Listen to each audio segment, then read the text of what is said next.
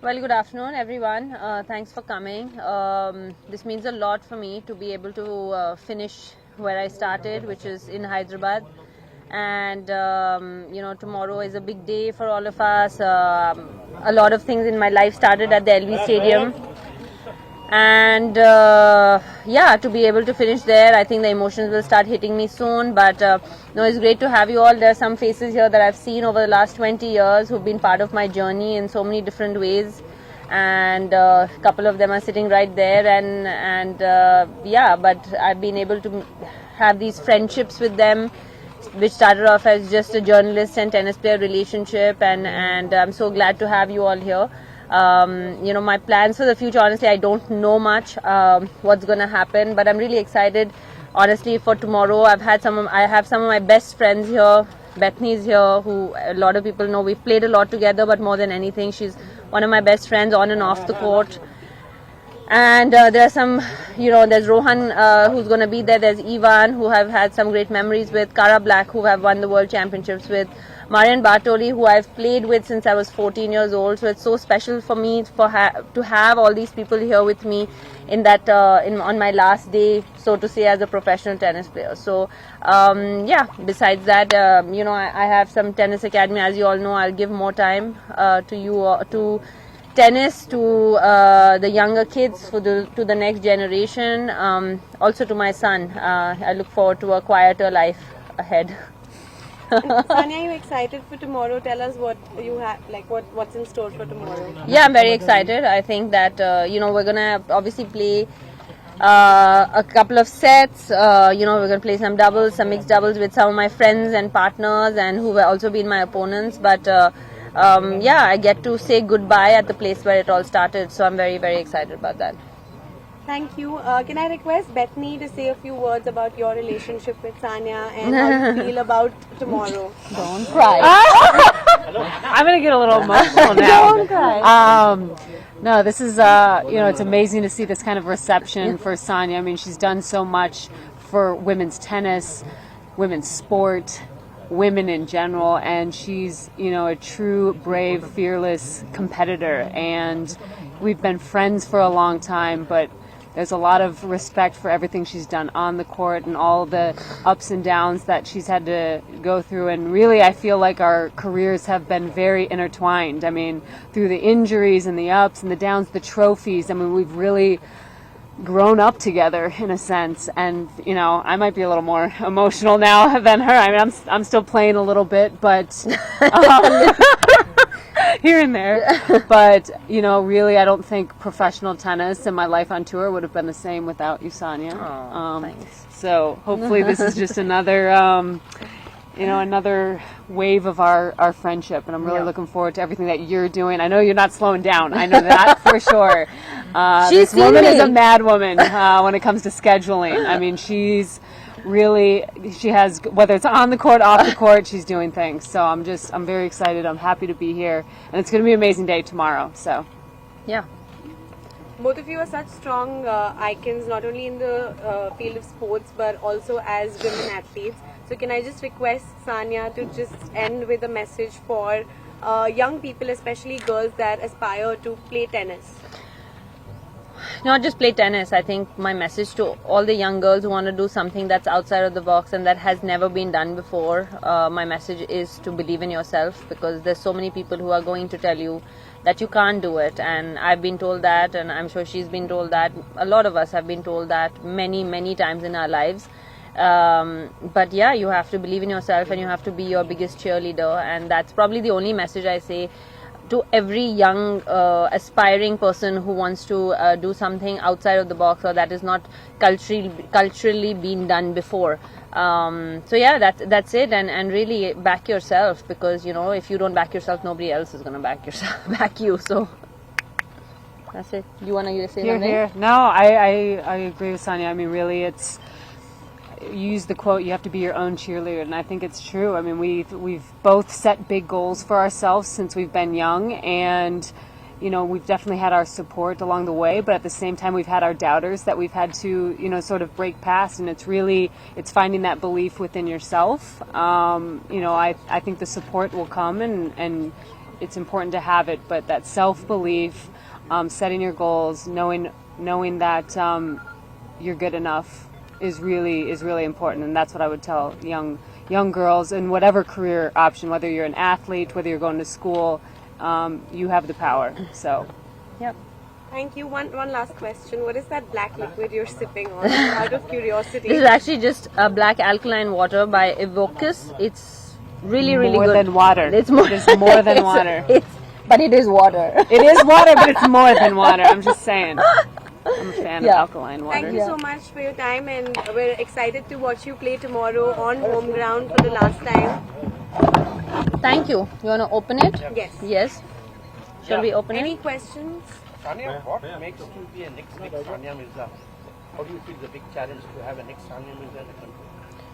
Yeah, it's a huge challenge. Otherwise, we would have had someone already in the last 20 years, right? But the fact is that, we need to get a system going. We need a system in place where we are able to support these young girls or who are trying to make it at that professional level. I mean, I have someone who's from America who will tell you that what a system does. And the reason, with having a solid system in place, you can produce champions not just on every 20-30 year basis. You can produce them on a few yearly basis, and I think we are getting better. We are better with our infrastructure, but we still have so many ways to go. And I think if we put a system in place and we have someone who can actually, where I'm like, I have a daughter or I have a son and I'm like, I want her to play tennis. What is my next step? What do I do? There's literally nobody you can go to over here. And I mean, as individually, we can do it. As athletes, we can do a certain amount. But what a system can actually do in place is not what individuals can do. So. On a scale of 10, Sania, where would you rate our system and what needs to be done? You don't want me to rate that. One, No, I'm not going to rate it. No, it's not. You can speak to anybody that has made it to the top 100 in the world in tennis over the last 40 years, 50 years. From India, you can speak to Vijay, Ramesh, you can speak to Rohan, you can speak to Mahesh, Leander, Somdev, myself, and everybody will tell you they've come here despite the system, not because of the system. And so it's all individual efforts that have gone in, whether that's through our parents, whether that's getting sponsorship, but that's all a full parent-child, coordination that has happened. There is actually none that has come out saying that, let me send them to this camp. I mean, I'm sure in USTA you have these places, right? You've got national centers, you've got stuff like that where you have these great coaches and trainers, and the kids are starting at like the age of 6, 7. I mean, by the time we find out what we need to do with our bodies, we're already 15 years old, we're playing catch up. Because we actually don't have anywhere to go before that. Even myself, I learned so much as just watching other people. I'm like, I didn't even know, how to do a proper warm-up until I was 14, 15 because I was never taught that. Wait, you do a proper warm-up now? Sometimes. Now I know and I choose not to do it. No, but it's just, I don't want to rate the system, but the fact of the matter is that we'll try and do whatever we can as individuals. Rohan's trying, I'm trying, but there's only so much you can do, right, as an individual. So. And it's an expensive sport. It is. Really, to To travel, play professional. to get international experience, even as a junior, you're going to Europe. You have to go to Europe to play. You have to come to America to play, South America even, and that's a long trip for the kids here. And I just getting here, and I think. It's even in the U.S. we do have our opportunities. We have more tournament play. We have a junior system that helps you sort of get those matches, and it's a building process. And really, there was a kid. Sorry to cut you. There was a kid from America in Australia who made the quarterfinal, and Yeah. he had never left America. Yeah. He never left America, and he made a quarterfinal of a Grand Slam. That can never happen if you're from this side of the world, right? Because he's got enough number of tournaments where he's able to just go and play only in the States, and he's made quarterfinal of a Grand Slam. That was quarters, right? Yeah. What's his name? It's very. You're thinking of Ben. Ben, Yeah, right? yeah. I mean, I'm not saying that's a conventional route to go, but I'm saying it is possible though. Yeah. It's not possible from this side of the world, So that's just one part of the system to have that junior development and going on to, under 18s and then going on to playing 25s, 50,000s. I mean, we don't have that. But I also think that speaks a lot for you and how you've had to come up through. Yeah, no, it's been through that's what that I said, system. yeah. I mean, really, that's what's really impressive about that is everything that Sania's sort of overcome to make it to the level that she's at. But I think. You do your bit in coaching, Sania, all right, but how inclined are you to get into the administration and perhaps take a shot at changing this? At this moment of time, if you ask me if I want to get right deep into the system, no, because I want to take a break. But I don't know. I mean, I would be very open to the fact that I would like to see a change. And by not just wanting to see a change doesn't happen. You have to try and be part of the change. And I'm happy to be part of the change in whatever capacity that's possible. I can't commit to a timeline of when I want to do that, but it is something that I'm open to. It's not something that I'm against.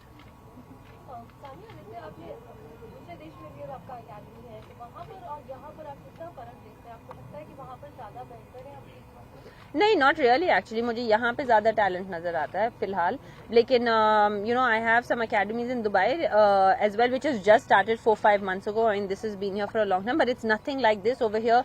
This is the best facility that you can get. I mean, you have 12 courts to play on. You have rooms. You have a pool. So you have everything. And you know, trust me, if I had this 30 years ago, I mean, we used to struggle to find tennis courts and tennis balls to play with.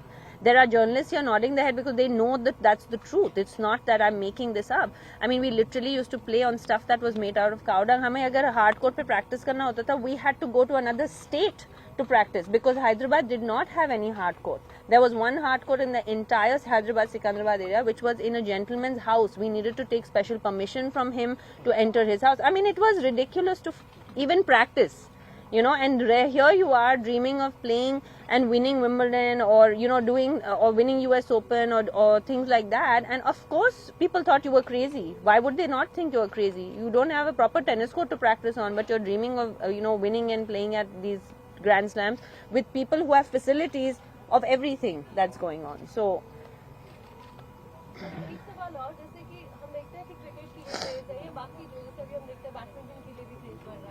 आपको लगता है कि tennis के लिए craze इतना नहीं है शायद या फिर क्रेज भी है बच्चों में टैलेंट भी है लेकिन फैसिलिटीज नहीं क्रेज की बात नहीं है badminton also once a system is in place you see a lot of results coming up. Why do you see so many champions coming up? Because there is a proper there's a thing, there's a national academy that is set up in Hyderabad. Gopi runs that academy, and it's not a coincidence that a lot of people come out of Hyderabad. No, it's obviously not a coincidence. It's this part of the country. So anything that you have a system in place for, or which an infrastructure in place, proper coaches in place, trainers in place, you will get the results. You know, in some sports it's harder, in some sports it's easier, but you will get it eventually. If you don't have 5 champions, you'll at least have one. At least we won't be sitting here 20 years later and asking who after Sania and coming up empty with that. So, Sania, you have won every medal excepting Olympics. That's a big regret for you in your career. I mean, if there was a match I could probably get back in, that would probably be the match. You know, I mean, for me. Playing at 4 Olympics meant everything, playing for my country, but that match sometimes still gives me nightmares, and those 2 matches actually, and the one that we lost in the semi-final and then the one for the bronze, and you know, but there are some dreams that come true and there are some dreams that don't come true, so you can't be too greedy. I still feel very grateful for everything that I've been able to achieve, and sure, if there was something that is missing, is probably that Olympic medal. Yeah, Sania, we wanted you to share some moments from the sport. Can you recollect that moment where Sania Mirza felt like, yes, India or world recognizing me, I made it big kind of a moment? The first moment. I think the first moment was when I actually won Junior Wimbledon and I came back to Hyderabad, and the welcome that I got here. I think that moment was really, you know, in the scheme of things of everything that I've been able to achieve after that, it was probably very small. But that was the first moment when I really felt that I had kind of arrived, you know, and the welcome at the airport, they were like, we went on this open top bus. I mean, it was crazy, the things that happened, and it was a lot also. It was overwhelming, but it was probably the moment where I really felt like, oh my gosh, that's when people started recognizing me. I think that's the first time I probably gave an autograph, you know, so I mean, things like that, and that's probably the moment that I recall as being the first time that I felt that way. And I have a question, Bethany, too. Yes. Bethany, you know, as Sania said, you both are very close friends. Can you share any one moment with Sania, any one secret kind of thing which... Oh, secrets! Love and share? We have a lot of secrets. So they'll stay secrets, it's fine. Oh man, I will have to say, I think I don't know if everyone knows this, but when I became number one in the world, we were actually playing together, and at the time, Sania was number one in the world. We were playing the tournament in Brisbane, and we made it to the finals, and we knew if we won the match, I would take over the spot for being number one. So we joked about if she wanted to win that match or not and stay number So I was one. like, are you sure we should win this match? Because she was going to take the number one in the world from me. But So we did win the title, but it was a very special moment. I mean, to not only obviously win with Sania, take the number one, but we just felt like we both had sort of accomplished our dreams, and we did that together, and that's a special moment on the court for me for sure. Sania, you had the best results in as far as your partnership with Martin Hingis of Karen Black or Mahesh Bhupathi. Which are the best moments you thought in that among them? I mean, Martina and Haish probably shared one of the best partnerships in the world, in a long time, and the kind of things that we were able to do together on the court was pretty amazing. I think, whether it was winning slams or the way that we were winning, but I think what was truly special was that we didn't lose a match for 6 months. We didn't lose from end of end of August till March. Play season? No, till Dubai. We didn't lose that whole 6 months. I mean, we won 11 tournaments that year. We won 40 something matches on the trot without losing a match, and those moments are probably the most special, because in any athlete will tell you, in any athlete's life, to feel that invincible and to feel like you're walking on the court knowing most of the time that you're going to win the match is a feeling that we die for. I mean, it's a feeling that any athlete will tell you. That's, and Bethany and her partner won the first 2 slams of the year, and we won the second 2 slams of the year. I remember you guys won Aussie and French, right? Yeah. And we won Wimbledon, US Open that year. So I mean, those moments are where you feel, my gosh, all the hard work that you've put in is so worth it. When you're seeing the ball like that, it's that big, and you're seeing the court like it's like a cricket stadium. You almost feel like you can't hit the ball out. I mean, those are you're in the zone for 6 months. It doesn't happen very often. You are a success steady player. You've been roped in as a mentor for RCB women. So some people have also criticized this saying that how can a tennis player a mentor for cricket? So would you like to say about that? I have not spoken about what people say in 20 years. I'm not planning to do it now. Okay, and from women's perspective, what do you think the women's team brings to the table with the inaugural? So much, right? I mean, I was with them yesterday actually. I spent the entire day with them. I had a really, really good day. We spoke to so many of these young girls, and just, I mean, so many of them come from really small towns, small cities, and to have that opportunity for these girls. I mean, if anybody said this 20 years ago that this was going to happen, I don't think anybody would have believed that a team would be bought for the amount of money that it's been bought for, and the kind of base they've been given now. These girls deserve it so much. They all work so hard, and it's finally time that they have that recognition. And it's so good for women sport in general in this country and in this region, because this is what we need. We need us to move forward, and this is a huge step forward. How would you define your relationship with Hyderabad? It's my home. It'll always be my home, and when I think of home, I think of Hyderabad. And for me, I can move anywhere, do anything, and not spend so much time in Hyderabad, but every time that I do think of home, it's always Hyderabad. Taking a previous question a little ahead, Sania, we see that you are branching out, talking about the road ahead, and also you have very good friends in the Bollywood. Is that a shot as well? Bollywood? Bollywood? No.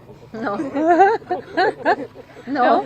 Trust me, if that was an option, that would have happened long time ago. It's a role that came your way. It has come, and it's been rejected. Okay, ma'am, you are a success tennis player, so you are a prefer discipline, your hard work. Do I prefer? You prefer discipline, your hard work. What is your? They both go hand in hand. There's no discipline without hard work, and no hard work without discipline. Sania, you're from Hyderabad, Gopinchand also from Hyderabad, Lakshman. They have excelled as a player and as a coach. Now you enter a new field. How much inspiring it will be for you from those two legends? One is a badminton legend, one is a cricket legend. No, I mean, like I said, I don't know how much, if I want to stand on the court and coach, I don't know. I mean, I'd never say never for things, because I don't know these things, but I mean, I am very open. I mean, Karman, for example, Karman Kaur Thandi was in Dubai the last month, and she was practicing for 2 weeks at one of my academies, and I was helping her for 2 weeks, you know, and I'm very happy to do that. And she is that, probably our hope of taking tennis, women's tennis, and having our representation at Grand Slam. She's probably that hope we have. In the next year and a half, we'll know. But so I'm happy to do that. Whether I want to do that on a full-time basis or not, I don't know as of now, but I'm obviously open to helping. Bit about Izan, Sania, is he a tennis guy? Do you train him and you plan to train him? Where's he gone? He's a sport guy. He's a sport guy.